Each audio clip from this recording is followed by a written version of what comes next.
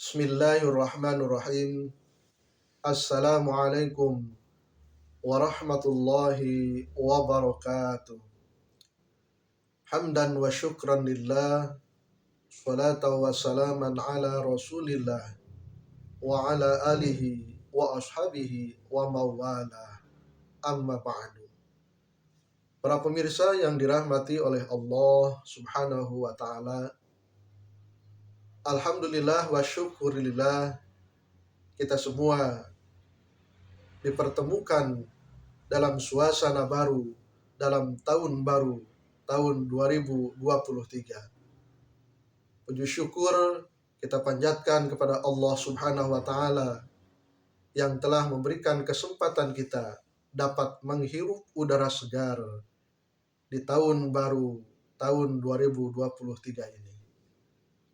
Walaupun hakikatnya bertambah umur kita, sebenarnya mengurangi jatah hidup kita di alam dunia ini. Sebagaimana dalam syair Abu Nawas yang sangat terkenal, dalam salah satu baitnya beliau mengatakan, wa umri naqisung fi kulli yaumi wa dzambi zaidung kaifah timali. Umurku berkurang setiap hari, sementara dosa-dosaku terus bertambah. Bagaimana aku dapat memikulnya?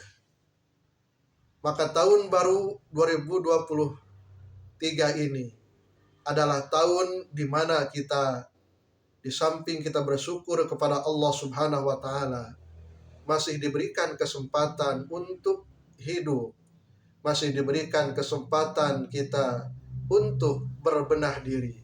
Karena tidak sedikit keluarga kita, saudara kita, teman-teman kita yang pada tahun kemarin masih bisa berkumpul, bersukaria, bercanda, bersenda gurau dengan kita. Tetapi di tahun ini kita tidak dapat bersama-sama dengan mereka lagi. Maka tahun baru ini, sebagaimana saya katakan tadi, di samping kita bersyukur kepada Allah, adalah saatnya kita menata hati, berbenah diri untuk menjadi pribadi yang lebih baik dari hari kemarin, bulan kemarin, dan tahun kemarin. Menata hati, memperbaiki diri, yang terutama adalah kita membenahi ibadah kita kepada Allah subhanahu wa ta'ala, memperbaiki pengabdian kita kepada Allah subhanahu wa ta'ala, supaya kita dapat meningkatkan kuantitas dan kualitas ibadah kita kepada Allah. Kenapa saya sering mengatakan yang terpenting adalah dalam aspek ibadah? Karena segala sesuatu yang kita perbuat di alam dunia ini harus disandarkan kepada keridhaan Allah subhanahu wa ta'ala. Segala aktivitas kita, pekerjaan kita, kesibukan kita, rutinitas kita sehari-hari haruslah ditujukan libtigha'i maradatillah, untuk mencari keridhaan Allah subhanahu wa ta'ala, yang dalam bahasa agama kita hal tersebut adalah dinamakan ibadah. Terutama ibadah-ibadah yang mahdoh, ibadah yang langsung kepada Allah subhanahu wa ta'ala.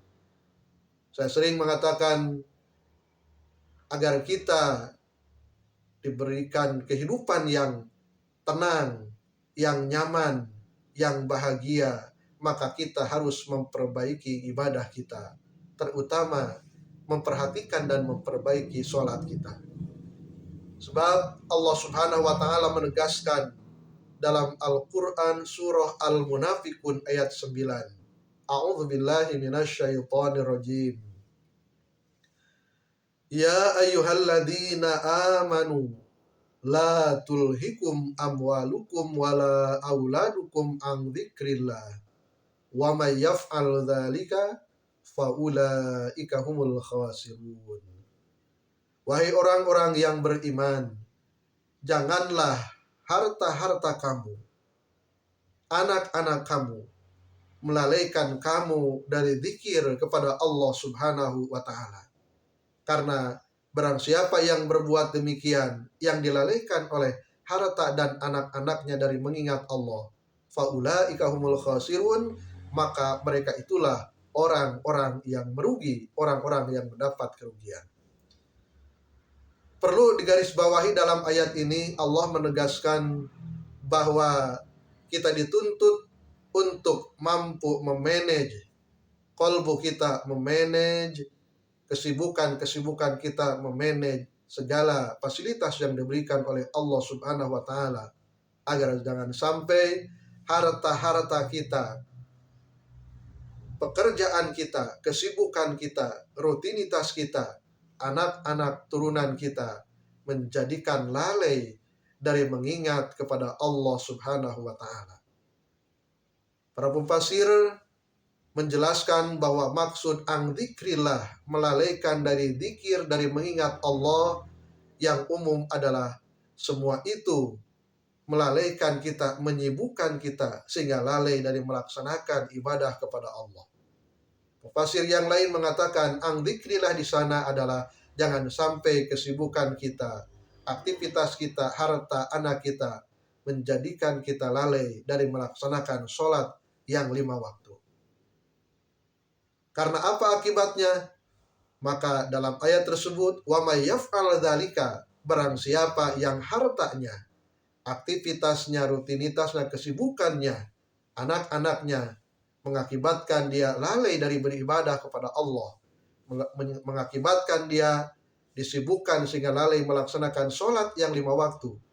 Walaupun secara lahiriah mendapatkan keuntungan yang besar, secara materi mendapatkan harta, mendapatkan kenikmatan, mendapatkan fasilitas yang enak, mendapatkan keuntungan-keuntungan duniawi, tapi hakikatnya di hadapan Allah, kalau itu semua menjadikan kita lalai dari melaksanakan ibadah kepada Allah, faulaika humul khasirun, hakikatnya mereka dan termasuk kita adalah orang-orang yang rugi di hadapan Allah Subhanahu wa taala. Jadi para pemirsa yang dirahmati oleh Allah Subhanahu wa taala, tentunya kita senantiasa memohon dan berdoa kepada Allah.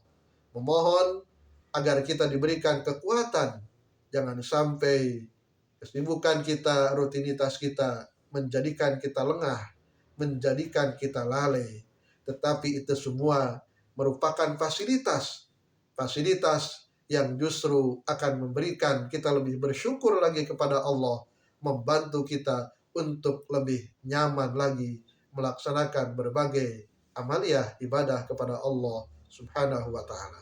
Semoga tahun baru ini memberikan semangat baru, gairah baru untuk terus memperbaiki diri kita masing-masing, dan terutama memperbaiki ibadah kita, pengabdian kita kepada Sang Pencipta Allah Subhanahu wa taala. Demikian yang dapat saya sampaikan, semoga bermanfaat. Wassalamualaikum warahmatullahi wabarakatuh.